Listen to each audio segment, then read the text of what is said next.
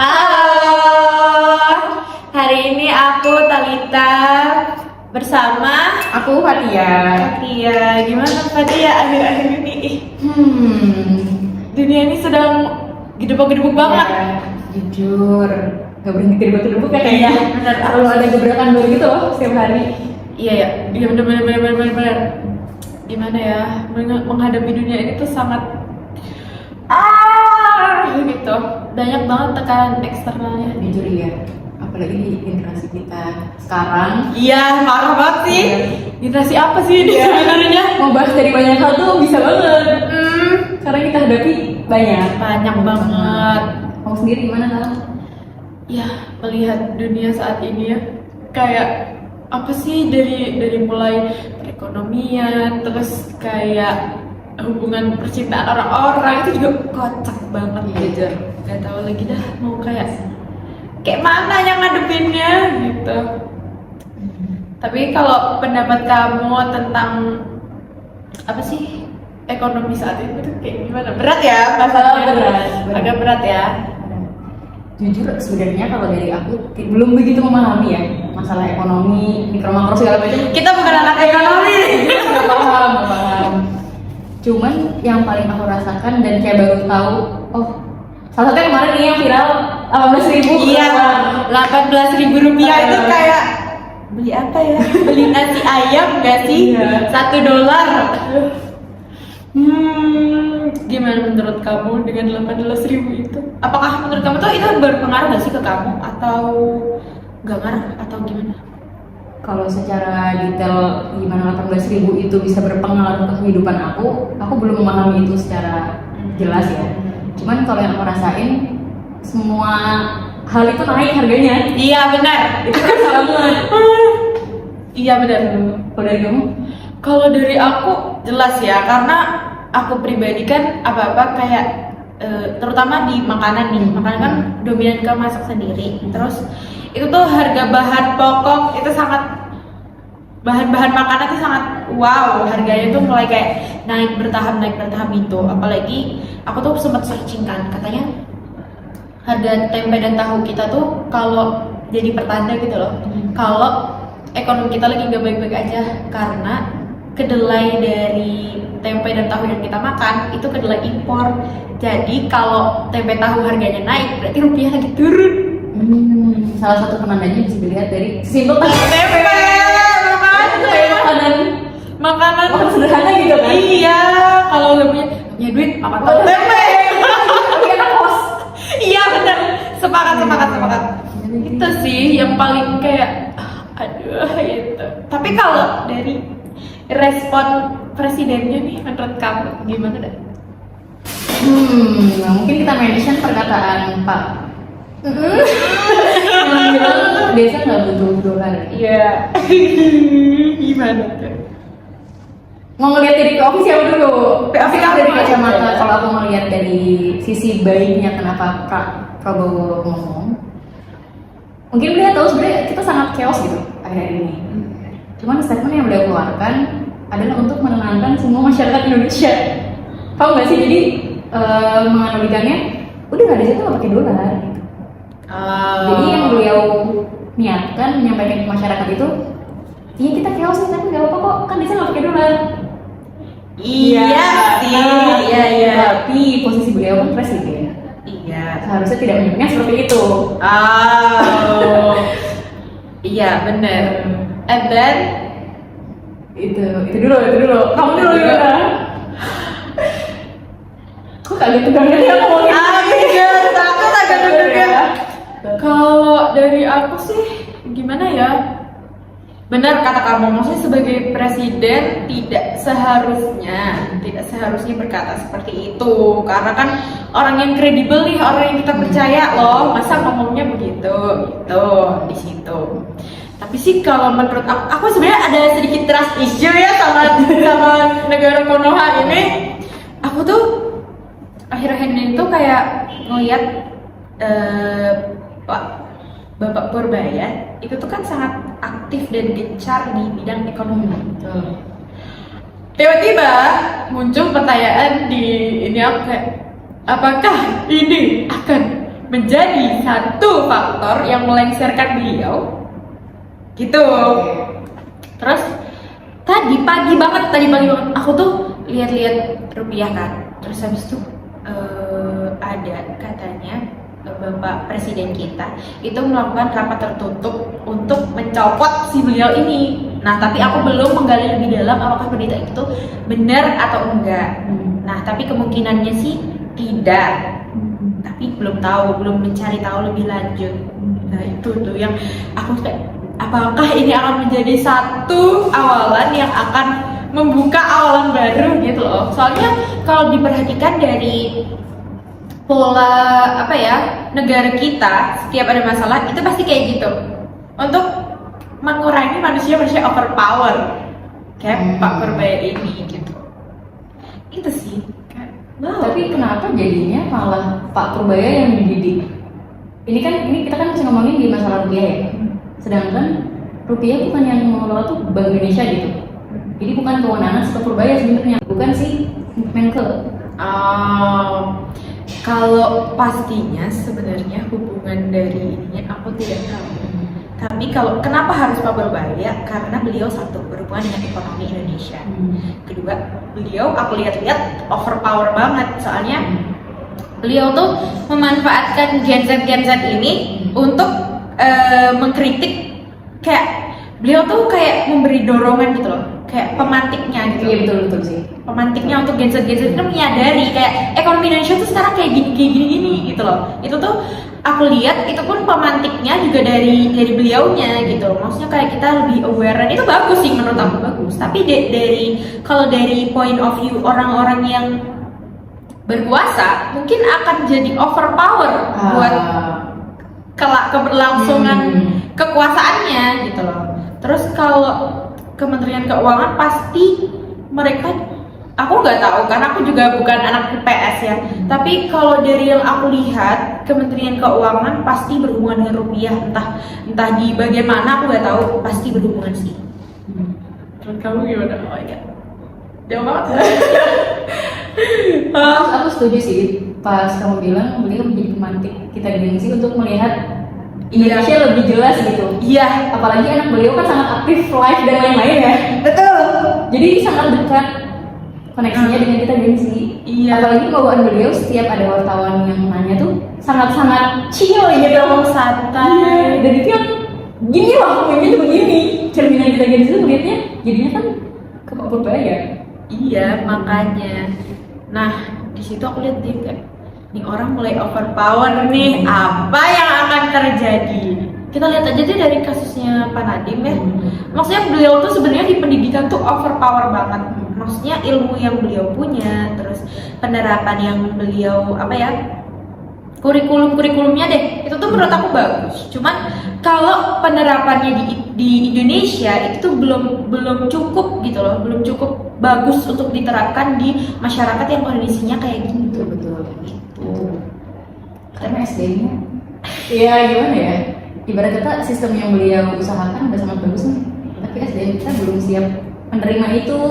Nah, jadinya works-nya setengah-setengah. Apalagi aku merasakan banget sih, aku tuh anak percobaan. Jadi aku tuh udah melewati perpindahan kurikulum berkali-kali. Dan itu tuh aku merasanya kayak sebenarnya works di aku, tapi aku melihat di beberapa teman aku sangat works, di beberapa teman aku yang lain itu gak works gitu loh. Jadi kayak bukan, kan kurikulum tuh seharusnya dibikin merata, tapi ya pasti deh ada gapnya, maksudnya ada works, ada gak works, tapi itu banyak gak worksnya gitu loh. Apalagi di daerah-daerah yang masih kurang lah, intinya kayak di akses pendidikan, di akses ke buku-buku kayak gitu di daerah-daerah yang kayak gitu, itu kurang works kurikulumnya untuk diterapkan. Tapi kalau kurikulumnya menurut aku bagus. Tapi kalau pemerataannya sendiri, sebagaimana yang kamu rasain, seberapa besar sih? Maksudnya si Pak Nadiem ini ketika dia menginisiasikan sebuah kurikulum, apakah pemerataannya sudah semasif MBG menurut kamu? Karena aku nggak ngerasain ya, tidak begitu notice gitu ketika beliau menjadi Kemendikbud dan sistem yang beliau terapkan gitu. Kalau merata, sebenarnya diusahakan untuk meratanya tuh ada banget. Karena aku pun sering melihat guru-guru aku tuh kayak mereka bantu ke sekolah lain untuk sekedar sosialisasi atau sekedar bantu mengajar, itu tuh ada. Nah, jadi maksudnya berarti dari atas udah ada ini nih, ada programnya. Kalau meratanya jujur agak susah menurut aku, dari pandangan aku agak susah untuk merata, tapi itu aku juga nggak tahu karena kenapa. Karena tenaga didiknya kah yang kurang, atau kayak yang baru viral mungkin kayak ini tuh karena gaji mereka yang tidak sepadan dengan apa yang mereka berikan ke murid-muridnya. Makanya jarang ada yang mau, dan mereka merasa tidak sepadan. Jadi kewajiban yang mereka berikan tuh mereka jadi setengah-setengah. Mungkin, nggak pernah tahu, mungkin itu terjadi.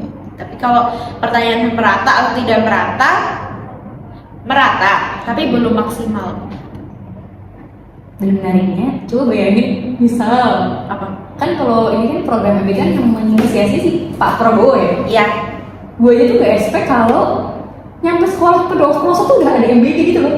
Iya. Kayak ini bisa loh. Ibarat kata program MBG yang begini bisa rata. Kayak sekarang ke semua tempat MBG. Bahkan sekarang mau keluar negeri itu kayak mana ngomongnya? Jadi kayak perlu ada keselarasan gitu kan, berarti antara menteri ini mau apa, presiden mau apa, Indonesia mau apa. Iya, itu dia. Kayaknya mereka perlu transfer knowledge ya sih, atau studi banding dengan negara lain gitu. Atau mereka tuh at least yuk ngobrol bareng-bareng gitu. Harusnya udah ada sih, kan sekelas pemerintahan loh, masa nggak ada obrolan di semua departemennya, di semua divisinya, kan tidak mungkin. Tapi mohon maaf, kualitasnya nggak itu ya. Dia bahasa sana mungkin terlalu deh. Iyalah.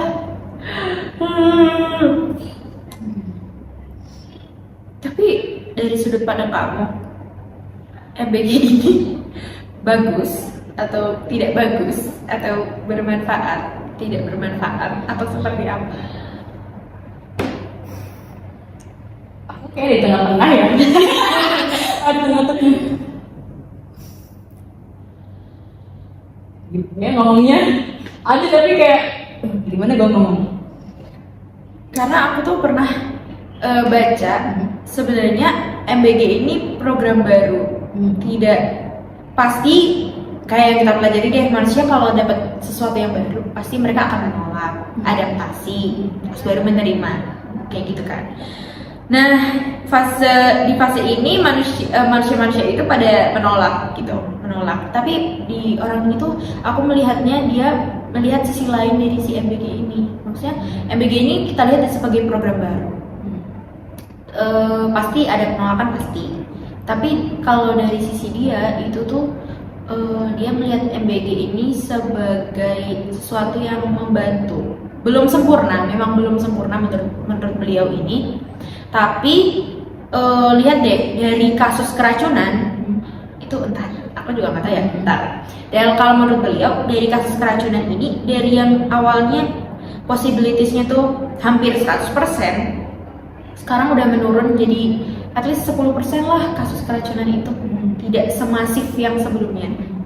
Tapi balik lagi ke aku yang trust issue ini, itu tuh antara kasusnya ada tapi diredam, atau emang udah berkurang. Jadi nggak tahu ya, kalau aku pun tidak langsung setuju dengan statement beliau ini yang bilang kayak ini tuh program baru, jadi kita tidak bisa untuk menghakimi, pasti akan ada perubahan baru, terus ada perkembangan baru. Disuruh lihat prosesnya dulu. Iya, maksudnya itu. Tapi in this era, apakah kita harus menemani proses dari nol lagi? Itu dia. Aku sendiri ya, menurut aku sendiri, aku tuh melihat pemimpin kita tuh gak terlalu jauh lah gitu. Maksudnya tabiat-tabiatnya udah sama dari dulu. Kalau ini sih aku lebih aware ke SDM kita dibanding kondisi politik kita saat ini. Kayak kenapa sih pemimpin yang korup? Pemimpin tuh setahu aku, sependek pengetahuan aku, pemimpin itu cerminan dari rakyatnya. Jujur setuju. Ya kan? Itu dia. Kemarin tuh aku sempat lihat ada hibah sapi dari kementerian. APBN gitu. Ih, Aku nggak ngikutin, cuma cepet tahu ini masyarakat yang mau kurban. dihibah. Jadi sapi dihibahkan ke masyarakat, sama masyarakat ini dijual sapi itu. Oh gitu. Nah, itu kan berarti kan tidak dipakai sebagaimana mestinya. Berarti kan itu sama dengan korupsi. Nah, terus di komennya tuh ada kayak sebenarnya pemimpin itu cerminan dari rakyatnya. Kalau rakyatnya aja kayak gini, dijual seperti ini, itu nah, tapi banyak yang kontra, masih banyak yang kontra.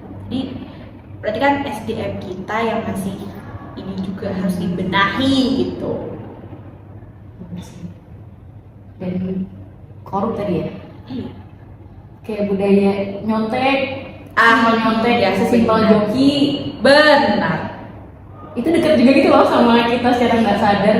Benar. Atau sekedar bohong tapi kita ngerasa bohongnya nggak begitu fatal. Ya. Dan Namanya itu juga anak kecil. Iya. Itu tuh. Normalisasi kayak gitu. Yang nggak sadar itu ngebentuk habits kita semakin kita dewasa dan teraplikasikan di hal-hal yang ranahnya besar gitu. Iya. Itu dia.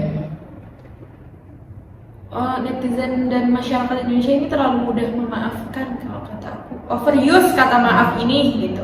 Dan simpel kita kerekam aja deh. Aduh, Itu juga bisa menggambarkan gitu loh terbahas. kualitas SDM gitu. Ya nggak sih? Iya. Ya. Dari yang kayak numpang nama. Numpang nama. Ya. Itu dia numpang nama. Iya dah. Gak kerja tapi kelihatan kerja. Itu juga kayak Atau dia terlihat ngambil banyak posisi tapi nggak optimal. betul. Secara nggak sadar ternyata itu udah sangat dekat Sangat gitu loh. korup. Udah di-korup sejak dini. Jadi kita teriak-teriak menyalahkan pemerintah, kita juga perlu berkaca sebenarnya Iya. ke diri kita dan orang-orang sekitar kita sendiri gimana. Nah, itu dia sebenarnya. Tapi nggak bisa kalau kita ini nggak berhubungan dengan menyalahkan pemerintah tuh sebenarnya nggak bisa karena semua yang kita ini tuh berasal dari politik. Betul, itu juga betul. Semua hal yang kita apa ya, orang Indonesia tuh cenderung apa sih identiknya sama apa? Kita makan nasi itu adalah hasil dari politik. Betul. Makanya kayak kita tidak bisa terlepas dari itu karena sejak awal kita memang sudah dibentuk dari itu. Budaya. Iya. Budaya. That's why gitu. Dan merubah budaya tidak mudah. Tidak mudah karena itu tuh sesuatu yang melekat sama manusia. Iya. Benar. Sama kayak mindset orang, kita nggak bisa merta merubah mindset dia gitu. Kita berdua ngobrol ini aja di otak aku dan di otak kamu pasti gak sama. Iya. Walaupun kita bicarakan hal yang sama. Iya benar. Itu dia. Ya, kompleks juga sih kalau ngomonginnya ke sana ya. Iya karena tidak terlihat. Iya. Kan? Iya kan. Apa yang ada di pikiran kita? Kalau menurut aku sih ya. Baik, gini deh, aku punya pertanyaan. Misal nih, kan kita punya banyak sektor. Ada ekonomi, ada pendidikan, ada apa lagi sih, kebudayaan dan lain-lainnya nih. Sektor mana dulu yang akan kamu benahi? Kalau cuma bisa satu nih, kamu benahi kalau kamu jadi presiden hari ini coba. Ekonomi. Kenapa? Karena dari rupiah gitu ya misalnya. Ini dari POV aku yang sangat awam. Iya, aku juga awam. Mungkin para penonton yang lebih tahu ya, yang lebih understand tentang ini gitu. Karena kita bukan anak IPS dua-duanya. Kita hidup kan pasti butuh fulus ya, butuh uang. Iya. Dan semua orang bekerja gitu loh di dunia ini. Entah dia yang cuma tukang parkir, entah Betul. dia yang cuma gojek, entah Betul. dia yang manajer, entah dia yang karyawan, guru, dosen, atau freelancer, semua orang bekerja. Betul. Dan ketika bekerja, yang dihasilkan bukan yang didapatkan sama rupiah. Dan rupiah lo pakai buat lo pendidikan pakai apa? rupiah. Lo mau pariwisata jalan-jalan pakai apa? Rupiah. Lo mau makan cilok 2.000 pakai apa? Duit juga. Gila kan? Jadi menurut aku faktor semuanya ada di perputaran ekonominya itu. Ketika perputaran ekonominya udah stabil atau udah bagus, even ada orang yang dia sangat miskin tapi dia masih bisa menghasilkan uang, kita bisa perbaiki pelan-pelan gitu. Ketika di ekonominya dulu udah baik, barulah kita merambat ke hal berikutnya yang urgent, pendidikan misal. Wow, pikiran orang dewasa beda ya ternyata. Aku nggak kepikiran sejauh itu. Gimana? Kalau aku sih melihat betapa anehnya negara ini ya, negara Konoha itu tuh kalau dari aku pendidikan dulu sih. Oke. Karena aku pribadi tuh nggak pribadi sih, aku tuh dari dulu melihat seberapa gencar orang tua aku tuh kayak pendidikan dulu. Mungkin dari situ. Tapi kalau dari negara kita yang aku lihat itu ekonomi sejauh ini orang-orang masih mampu untuk berusaha gitu. Sejauh ini ya. Kalau hari ini aku jadi presidennya. Tapi si pendidikan ini itu butuh waktu lama. Kalau ekonomi sebenarnya itu bisa dimanipulasi dari atas, menurut aku. Tapi kalau pendidikan itu kan tergantung ke orangnya. Kalau orangnya nggak kita jejelin dulu sama pendidikan nih, kita jejelin dulu sama mindset yang bagus, itu susah gitu. Sedangkan kalau ekonomi, orang mah kalau bahasa Jawa itu Tuhannya duit gitu. Emang dicari mau dia apa ya, mau dia mahal, mau dia murah, mau dia tinggi, mau dia rendah, duit, orang itu Tuhannya duit gitu. Kalau kata Jawa ya. Tapi kalau pendidikan tuh aku lihat nggak semua orang loh mau mencari pendidikan ini. Even pendidikan kita yang wajib 12 tahun itu tuh ada yang nggak melanjutin, ada yang memilih untuk putus di tengah jalan, padahal even dikasih pendidikan yang gratis, even dikasih pendidikan yang nyaman, yang dia bisa melakukan tanpa dia harus meragukan apapun gitu loh. Itu tuh ada yang nggak mau, ada yang memilih untuk memilih untuk bekerja. Banyak kan anak-anak kecil sekarang tuh yang aku pernah lihat orang tuh dia kayak eksperimen itu di kolong-kolong jembatan. Aku tuh juga nggak tahu ya di kolong jembatan Jakarta bagian mana. Dia datang ke kolong itu, dia nanya, kenapa kok kamu membantu orang tua kamu mencari uang, kenapa kok nggak sekolah gitu. Karena di mindset mereka kalau mereka mencari uang, mereka bisa hidup. Jadi hidup mereka untuk saat itu saja, untuk makan saat itu saja. Jadi kayak benar-benar Tuhannya tuh duit gitu. Sedangkan kita harus memberikan edukasi ke mereka juga kalau di masa kalian punya masa depan dan punya duit yang lebih, punya peluang untuk punya duit yang lebih banyak tuh kalau kalian dapat pendidikan yang bagus gitu. Itu tuh nggak ada awareness-nya di kita tuh kurang gitu. Jadi itu sih kalau aku jadi presiden yang akan aku benahi dulu tuh pendidikan. Menarik sih. Dan mungkin orang-orang yang tadi ya ada yang bilang untuk lebih gue kerja aja gitu, ketimbang melanjutkan pendidikan, karena mereka mungkin di circle mereka atau lingkungan mereka nggak kelihatan gitu loh orang-orang yang berpendidikan, betul, menghasilkan, betul, dan mungkin di keluarga mereka nggak ada gitu. Udah jadi bahasanya struktural gitu loh. Iya, turun temurun. Iya. Dan lagi-lagi tadi emang kalau mau ngubah pendidikan apalagi akan lebih lama. Iya, harus kita jejelin dulu dari nol. Betul. Dan kan menarik kalau misalnya Kementerian Pendidikannya itu bertahan lama gitu loh, kayak presiden. Iya ya. Karena biar sistemnya nggak ganti-ganti. Iya benar. Kalaupun ada, paling pembenahan kurikulum dikit. Iya, jadi ngelanjutin, bukan yang menteri baru ubah. Iya, betul. Itu dia. Aku merasakan sendiri sih. Maksudnya kayak tiap aku naik kelas, kok aku udah ganti kurikulum lagi? Tiba-tiba kelasnya dipisah.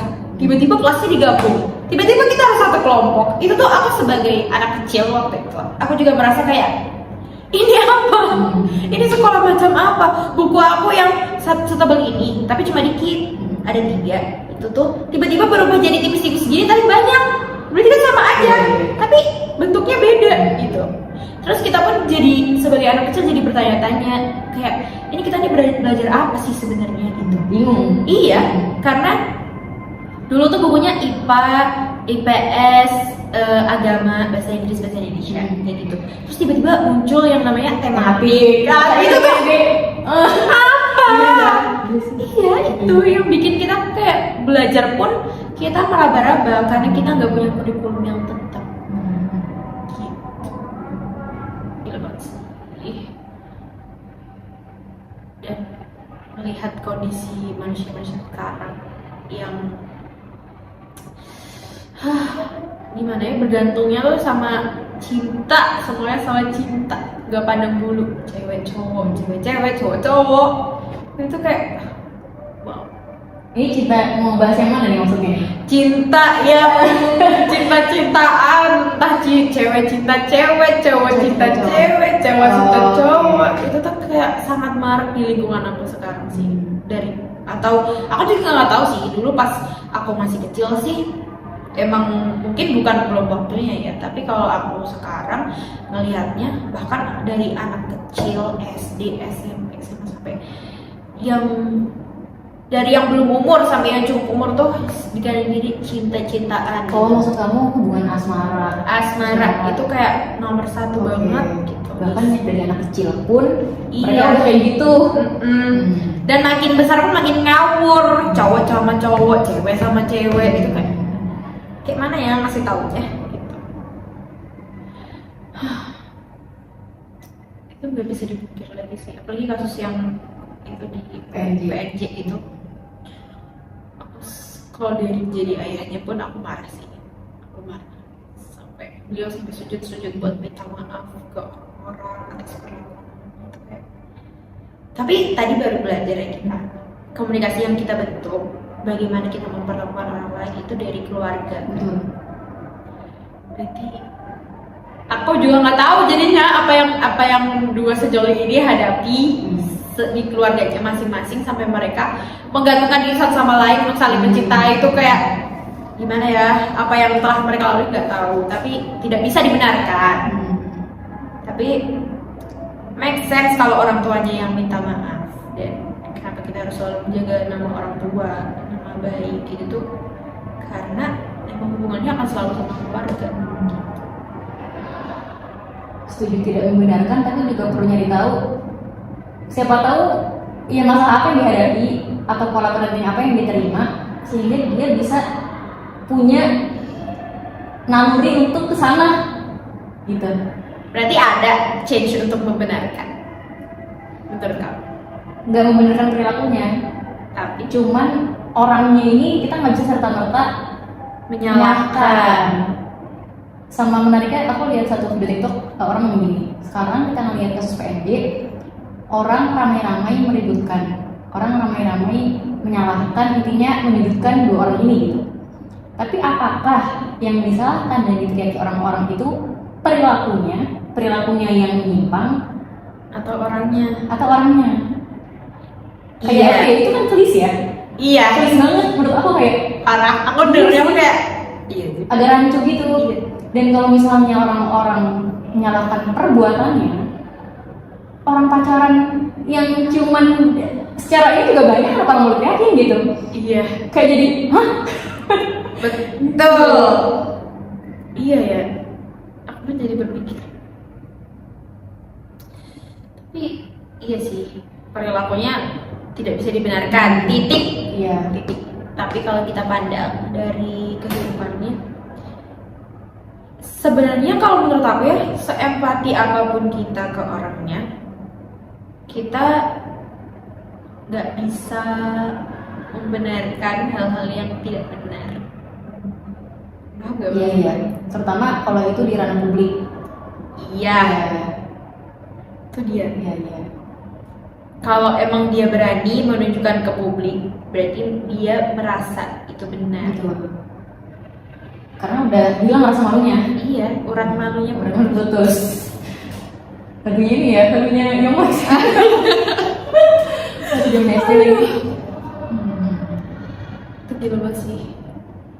Maksudnya kayak tapi kalau itu terjadi sama teman kamu, maksudnya kan kita berteman nih, misal kita berteman sama siapa aja, terus dua sejoli ini adalah salah satunya adalah teman kamu, dan ini kasus ini besar seperti sekarang, terus kamu kayak gimana, tanggapan kamu kayak gimana? Apakah kamu akan cancel culture, atau kamu akan berusaha menasihati dia, atau melakukan hal yang lain, atau apa gitu? Aku akan mengamati dulu sih perilaku dia sehari-hari gimana. Tapi kan kamu teman dekatnya. Mengamati lebih mungkin teman dekat konteksnya. Iya, konteksnya teman dekat. Seru banget nih teman dekat nih. Nah, maksudnya teman dekat nih. terus juga teman kita kayak aku, kamu, Abigail, gitu. Kalau misalnya teman dekat, menurut aku akan kelihatan gitu loh. Misalnya dia punya perilaku menyimpang. Jadi seharusnya perilaku itu tidak terjadi. Karena aku tahu karakter dia, karena kita dekat. Jadi aku mungkin akan bisa lebih mudah untuk mencegah dia jangan kayak gitu. Nah, tapi di sini konteksnya sudah terjadi. Dia seperti itu. Oke, kita coba dalami. Kalau aku jadi temen dia gimana ya? Kalau aku udah deket, aku akan marah. Aku juga. Awal terus terang. Salah Kalau gitu ya. Lagi tahu sendiri lah, aku kayak enggak gitu, lo salah gitu. Kalau dari point of view aku deh, Fatia akan marah satu, itu pasti. Terus kalau misalnya kita satu sama dia, salah satu dari dia, terus aku akan melihat kamu marah ke dia, even kamu akan nangis karena dia teman kamu. Kayak kok bisa sih lo kayak gitu. Aku selama ini percaya lo sama kamu gitu. Itu sih yang aku lihat dari kamu. Marah pasti, marah sampai bener-bener gak mau ngomong kayak beberapa lama. Kecewa mungkin. Jatuhnya kecewa. Terus udah deh, kita ini dulu berjarak dulu, biarkan aku mencerna semua ini. Biarkan aku mencerna semua ini. Karena di detik itu sebagai seorang Fatia akan mau ngomong hal yang baik pun rasanya masih enggan gitu loh. Kayak Jadi kalau transfer kayak gini deh. Kalau dari poin of view aku, tapi aku melihat kamu akan seperti itu. Balik deh, kalau kamu melihat aku, apa yang akan aku lakukan? Kalau seorang Talita gak akan butuh waktu lama setelah masalah itu kan viral nih misalnya ya. Udah, semua orang udah. Mungkin 2 hari atau sehari setelahnya kamu bisa mengenai dia. Ngapain? Dan kamu bisa langsung mengeluarkan kata-kata yang frontal. Oke. Iya. Dan Kamu akan langsung klarifikasi gitu atas perbuatan dia yang dilakukan kemarin. Tapi nggak langsung yang tiba-tiba dia lagi santai terus membuka kosan langsung ngapain pada dia. Oh my god. Cuma pasti ada ekspresi yang kamu keluarkan. Terus dia juga pasti tahu dong karakter Talita, dia langsung kayak gitu. Nah, aku malah kayak gitu. Kalau paling aku kayak gitu sih. Mungkin ya, aku pun karena belum pernah mengalami juga, aku juga nggak tahu aku bakal bereaksi. Tiba itu Karena itu nggak pernah ada di bayangan otak aku sih. Kayak aku punya teman yang bakalan melakukan itu tuh kayak, kalau aku pasti sakit banget sih punya temannya. Tapi menarik, aku nggak pernah kepikiran kalau itu terjadi di lingkungan terdekat aku sih. Tapi aku selalu kayak, kalau itu terjadi di dekat gue gimana ya? Gitu loh. Takut jujur. Takut akan reaksi aku sendiri. Kayak apakah aku akan menjauhi orang itu? Karena kita tahu itu udah perilaku yang bukan baik dan perilaku orang tuh susah diubah. Terus gimana ya? Apakah aku akan menjauh dari dia dalam konteks dia udah pernah jadi teman dekat aku, atau tetap temenan sama dia dan menghadapi omongan-omongan orang yang padahal aku tidak pernah melakukan? Itu tuh biasanya akan terjadi kayak gitu-gitu. Ya sih, plus minus ya. Iya, apa yang akan terjadi? Tapi kalau dari resiko lebih baik kita cut off satu orang sih daripada kita harus jadi victimnya banyak orang. Menurut aku tergantung posisi kitanya mau di mana.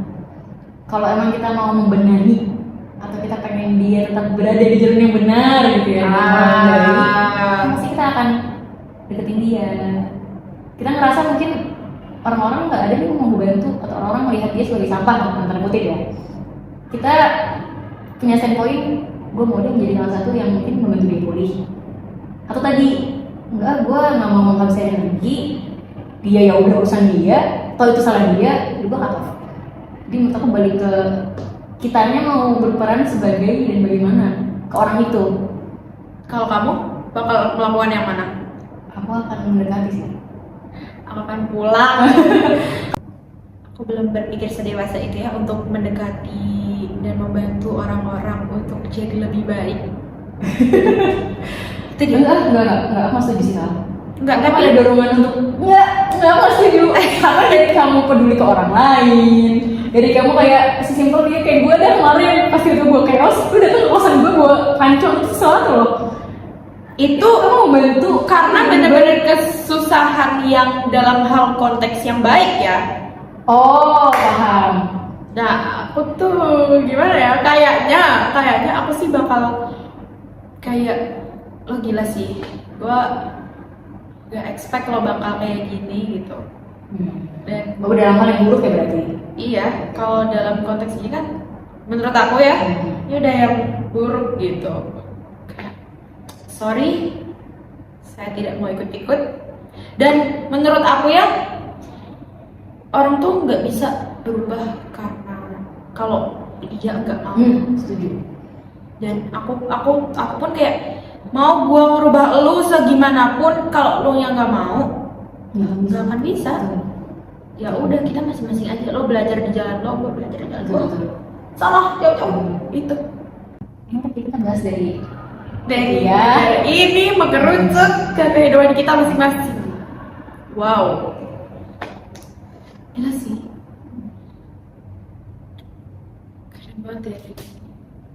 Tapi ya sih, benar kata Pak Rifki, kayak komunikasi interpersonal tuh nggak jauh-jauh dari diri kita sendiri. Karena aku sambil ngomong ya, temanku kayak ini kalau orang tua aku yang berkomunikasi pasti juga kayak gitu. Jadi itu kayak hal yang turun gitu sebenarnya, bukan hal yang kita pelajari dari orang tua kita sebenarnya sih. Mungkin kalau kamu tanya orang tua kamu kan pasti melakukan yang sama, melakukan hal yang sama. beda-beda. Iya, mungkin. Coba deh besok kalau aku pulang aku podcast sama mama, aku tanyain, Mama kalau seperti ini akan seperti apa? Iya, komunikasi dibentuk oleh keluarga. Dan mungkin karena kamu IPA ya, yang katanya dari ibu kan mewariskan banyak ke anak. Iya, Betul. katanya. Iya benar. Terus pas aku merhatiin aku juga, iya lagi. Ada gitu loh. Ada Yang nih mama-mamanya. gitu kan. Dan nggak bisa kita, gua nggak mau udah Iya, udah nempel kayak entar masuk. Kok gue begini gitu. Even perlakuan aku ke kalian pun sebenarnya itu adalah perlakuan mamaku ke aku. Jadi kayak itu tersalur ke kalian gitu loh rasanya. Jadi aku mikirnya kayak, kok gue bisa segitunya ya sama mereka ini gitu. Makanya kalian kadang suka menganggap aku tuh keibuan kan. Ya juga nih, mama banget ini mama. terwariskan ya. Terwariskan banget sih, jujur. Dan orang-orang tuh selalu bilang kayak mamaku kayak, kamu sangat ibu-ibu yang ibu. Padahal tampaknya gue pas lihat malu tau muda banget ya. Mama, lo percaya itu ibu kamu? Kamu bukan orang pertama yang bilang gitu. Gitu deh, iya sih aku kalau tua pengen jadi kayak gini. Mamaku yang masih muda. Tapi mamaku tuh menikahnya pas masih muda. Dan itu yang aku gak mau. Aku pengen bener-bener mature kalau Menarik banget pernikahan. iya, kayak mananya ini? Iya. Jujur aku kepikiran untuk child free sih. Untuk sekarang. Emang kamu menikah sekarang? Enggak, maksudnya kalau menikah, iya sama aja ya pertanyaannya. Enggak, di dalam rentang waktu 2-3 tahun ke depan, kalau ada yang ngelamar datang, wah kayaknya aku mau Chelsea, kamu bersedia nggak? Kalau enggak, Berarti kamu nggak masalah untuk menikah dalam waktu dekat, dalam kurun 2-3 tahun ke depan. Atau sekarang juga mau? oh enggak juga. Misal doang ada yang misal dia ngelamar, belum tentu resepsinya dalam waktu dekat. Iya, benar. Atau kalau kata orang Jawa di apa sih? Nggak tahu. Aku tiba-tiba bukan jadi orang Jawa, guys. Tolong. Apa ya, bagus nggak bilang diempat apa sih maksudnya? Kayak bukan diempe juga apa ya, kayak Ntar aja ya kita bahas. kayak gue tag lu gitu. Tipe. Bukan. Kayaknya kita nggak pernah ngomong kayak istilahnya ya. Makanya. Iya. Dikit dulu. Bisa sih. Dalam 2-3 tahun ke depannya. Iya. Berarti kamu lebih ke mementingkan untuk punya anak dalam keadaan sudah mature dan sudah siap untuk segala hal. Betul. Dan aku bisa memprediksi, gue bisa memenuhi semuanya sampai dia bersama orang lain. Nyampe tanggung jawab gue lepas. Dan itu kayak berat gitu loh. Iyalah pasti. Itu dia, orang-orang Indonesia tuh susah mikir kayak gitu. Apa deh? Apa karena udah habits menikah tuh di kita jadi apa ya? Jadi politik lagi. Karena di zaman dulu, maaf ya, ini anak cinta sejarah aja, tidak tahu sejarah sebetulnya seperti apa. Tapi sejak zaman dahulu aku lihatnya tuh, yang aku tahu sepanjang pengetahuan aku, pernikahan itu memang dijadikan sebagai satu, pelunas hutang, 2, penyaluran agama, 3, politik juga, kekuasaan.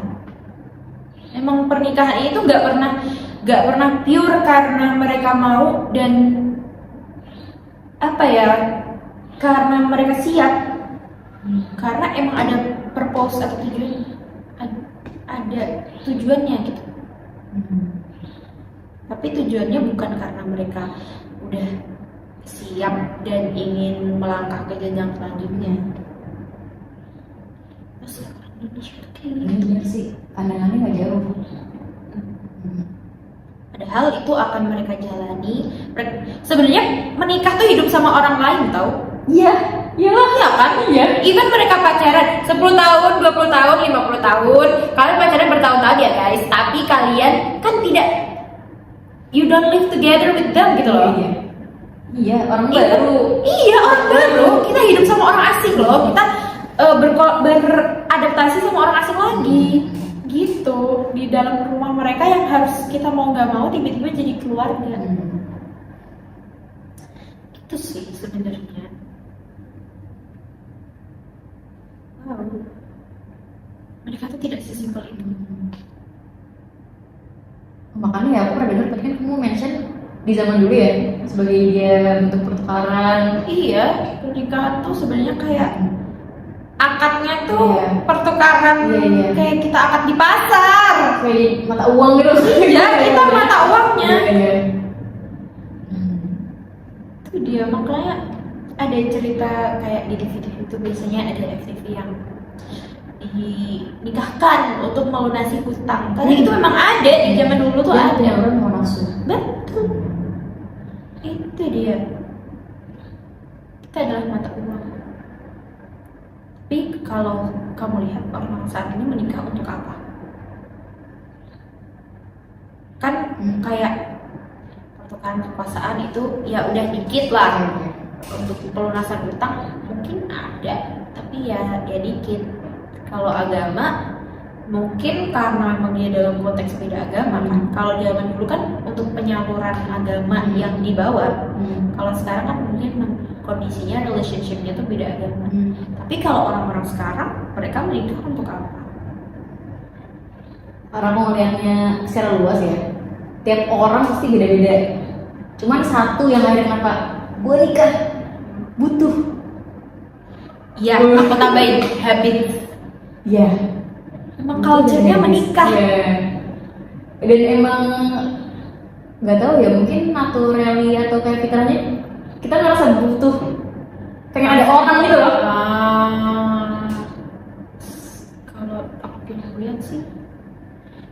culture-nya sih, bukan karena kita butuh. Karena habits-nya kita melihat orang-orang itu berpasangan. Kalau di luar negeri mereka tidak butuh menikah karena culture-nya ini balik lagi culture sih. Iya. We live in culture. Wow, kita hidup dengan budaya guys. Baik culture atau budaya masyarakat pun budaya agama yang diterima. Iya. Orang beragama itu mereka mempelajari banyak budaya apalagi orang Indonesia, budaya di negaranya, budaya di wilayahnya, budaya di lingkungannya, budaya di agamanya. Belum lagi kalau dia ketemu sama lingkungan baru. Betul, kompleks banget ya sebenarnya. Membahas budaya, komunikasi berkaitan erat gitu loh. Iya. Orang menganggap komunikasi hal yang sepele. Why people ya? Kenapa sih? Aku pun melihat teman-teman aku yang gak belajar komunikasi, kan teman-teman aku mostly masuknya tuh kayak ke ranah ekonomi atau kesehatan atau teknik gitu kan. Jarang yang masuk ke komunikasi karena orang-orang pun merasa komunikasi itu gak seperti itu untuk dipelajari. Padahal wow, kalau kita belajar ini setiap hari rasanya tuh komunikasi di dia itu salah caranya. Bikin parali deh. Dari komunikasi malam ya terasa sangat seru pembicaraan kita hari ini sampai gelap gulita. Kelihatan gak ya? Kelihatan. Harusnya ada nuansanya.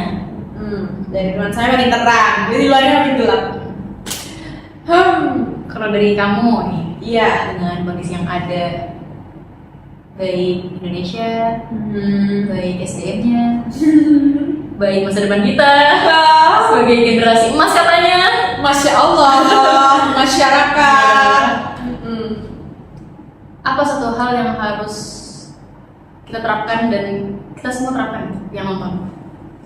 Satu hal aja, Diterapkan. atau satu pesan atau apa deh, advice yang kamu mau berikan gitu. Dan kamu usahakan di diri kamu sekarang. Lebih paling sih, enjoy your life itu sih yang paling ini. Karena aku sendiri pun saat ini ya, aku tuh bertanya, kenapa sih aku sibuk gitu? Kenapa aku sibuk? Kenapa aku punya banyak kegiatan? Kenapa aku harus begini harus begitu? Karena aku suka. Karena aku enjoy di jalannya dan aku seneng banget ketemu banyak orang yang setiap hari, meskipun orang-orang itu aja, tapi mereka pasti membawa hal-hal baru yang bisa diceritakan, yang bisa jadi pelajaran juga buat aku. Itu sih. Kamu? Aku setuju, enjoy your life. Setuju, itu wajib sih. Dan mungkin ini apa ya, bergandengan ya. Selain enjoy your life, integritas. Protokol dan KAP. Iya. Karena itu sangat apa ya, terterapkan di semua lini kehidupan gitu. Kayak bagaimana integritas kamu dengan diri kamu ketika kamu sendiri. Bagaimana integritas kamu ketika kamu berada di dunia profesional. Bagaimana integritas kamu menjaga kerahasiaan atau kenyamanan orang lain ketika komunikasi sama kamu. Sebenarnya kayak jaga image ya. Kan kalau PR tuh jaga citra.